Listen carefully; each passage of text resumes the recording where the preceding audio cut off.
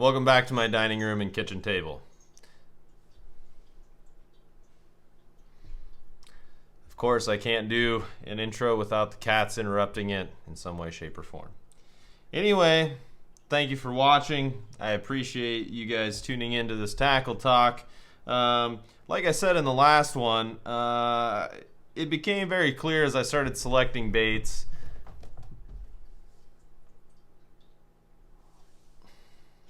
Well,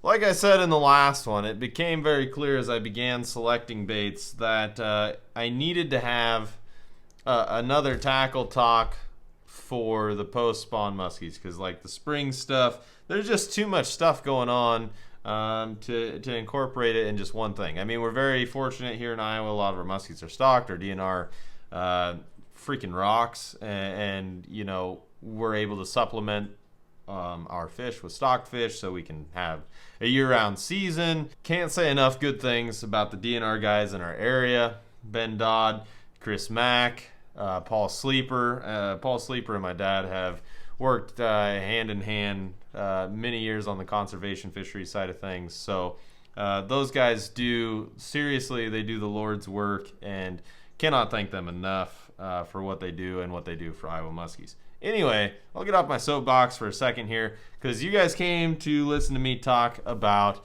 post-spawn muskies. Now, it was very clear in my first video that, you know, the size and the profile is a little smaller. Again, in the post-spawn, that size will go up a little bit as far as bait selection is concerned. But that doesn't mean that if you're hit with a cold front or conditions change, you shouldn't go back one way or move towards the other. There are no rules. The muskies make the rules. That's why we love them. But at the same time, kind of hate them. Anyway, you know, love-hate relationship. All muskie guys can relate.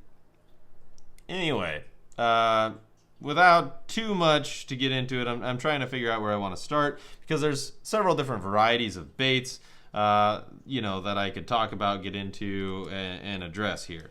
So I think the first thing that I'll talk about is the dive and rise program. Like, I love dive and rise lures. They can be incredibly effective, especially early in the spring. And you guys are going to be like, Matt, why in the heck do you have so many dive and rise lures?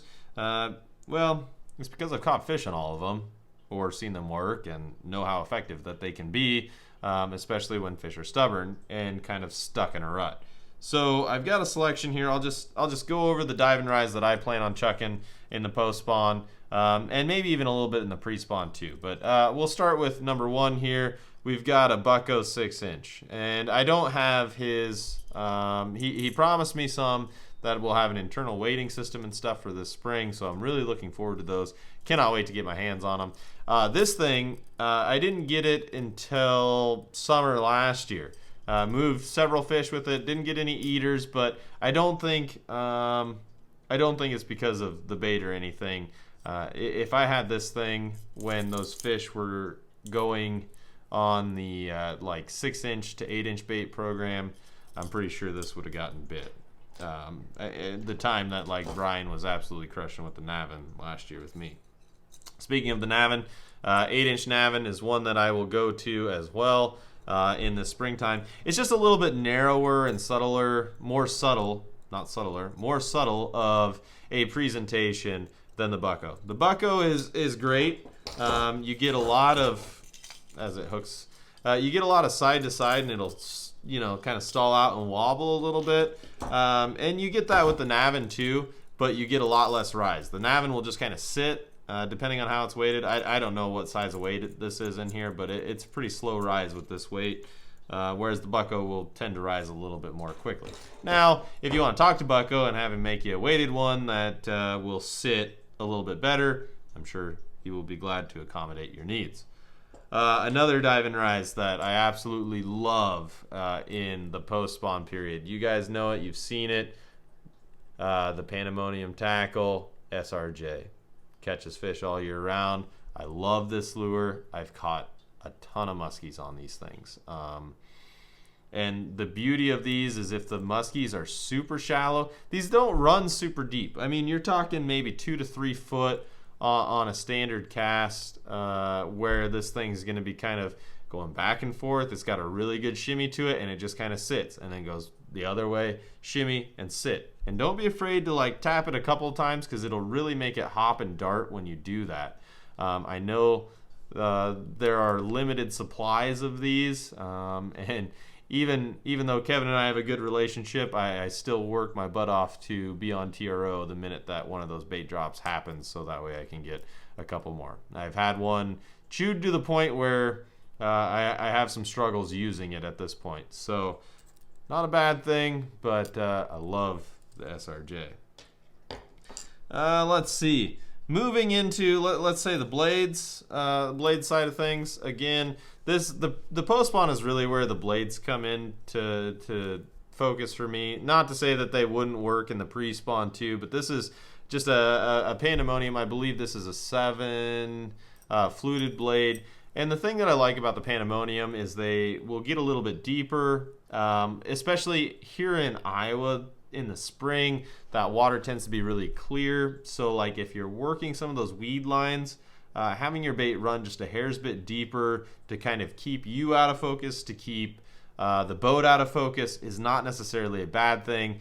You know, that Roswell material really allows that bait to get down, because it's more dense, and you know, it's weighted really well to run in a really good zone. And as always, Kevin puts awesome hooks on these. Like, these are owners on the SRJ. Can't beat it. Speaking of Pandemonium bucktails, again, you've got the Marvin 78, you know, a smaller bucktail of his that's going to run in that zone. This is one that this is a smoke, black on black, and this thing gets down there.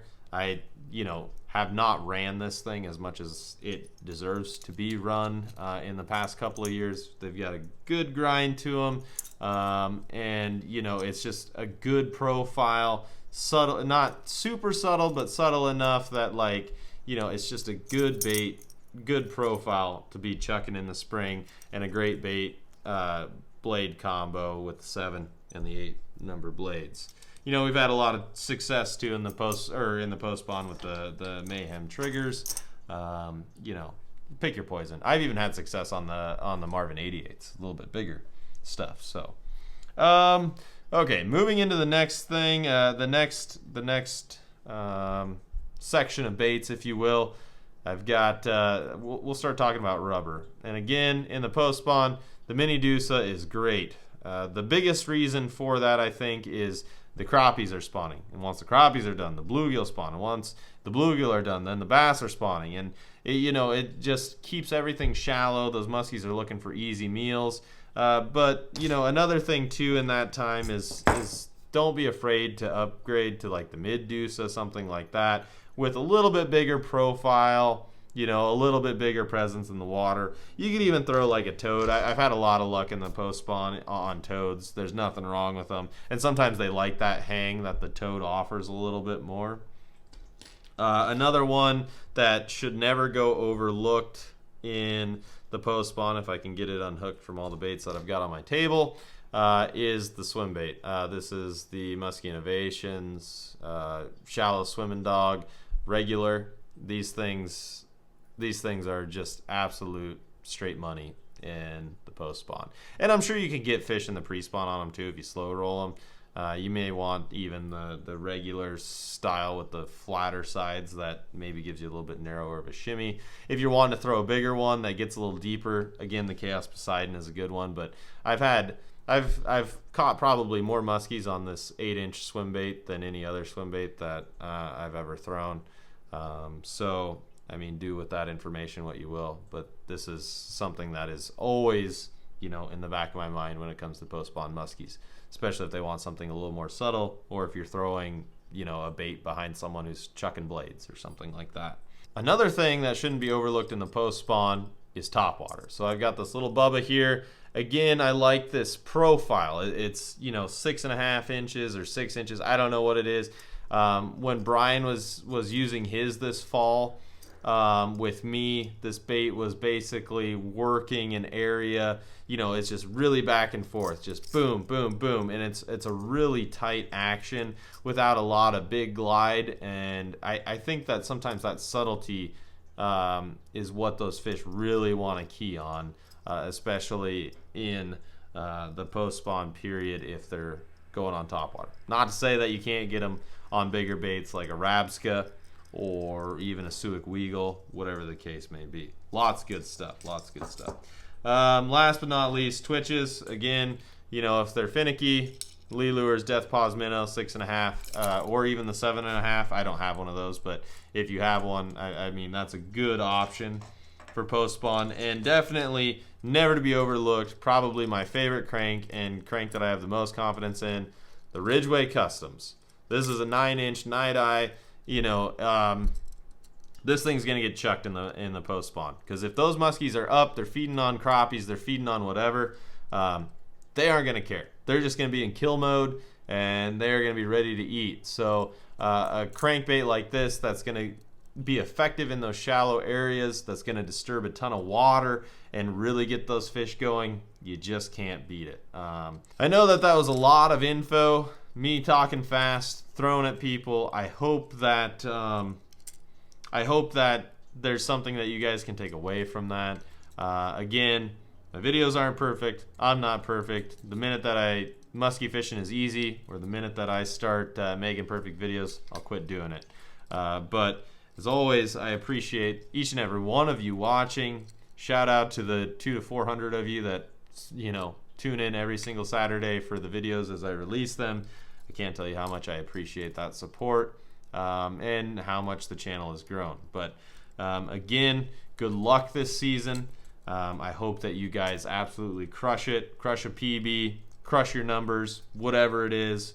I'm here for it. Let me know, shoot me a message. If any of this stuff helps you, I'd love to hear about it. With all that being said, I'd really appreciate it if you haven't yet, subscribe. If you have, greatly appreciate you. Good luck out there this season, and as always, catch you in the next one.